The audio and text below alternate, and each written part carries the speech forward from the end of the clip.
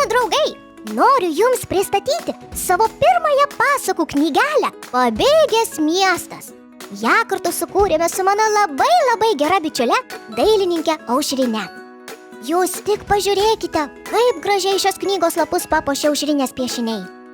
Štai čia gerasis milžinas Totobis, kurį laiką jis nešė miestą ant savo nugaros, o jam pavargus padovanojo savo paties dirbtą laivelį, kad miestas kelionę galėtų tęsti pats.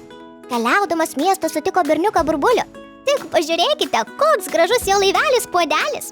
O šukuosenos koks grožis. Berniukas Burbulius nemokėjo pūsti burbulų, tačiau miestas jį išmokė, o šis, atsidėkodamas, tik pažiūrėkite, kiek pripūtė jų daug.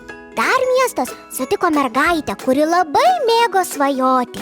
O kaip mes žinome, svajonės gali būti tokios didelės, kad net stebuklai vyksta. O štai čia mano geras draugas uodas Žyžius. Taip, jūs išgirdote teisingai. Ne Zyzius, o Žyžius. Mat jis, kitaip nei visi uodai, ne zyzia, o žyžia. Jis truputį kitoks nei kiti, tačiau tuo jis netgi labai džiaugiasi ir didžiuojasi, kad jis toks vienintelis. O jeigu norite sužinoti, kaip tęsiasi miesto kelionė, šią istoriją kviečiu paskaityti patiems. Knygeles įsigyti galite pas mane, o laišką man rašykite adresu tuktukotv@gmail.com.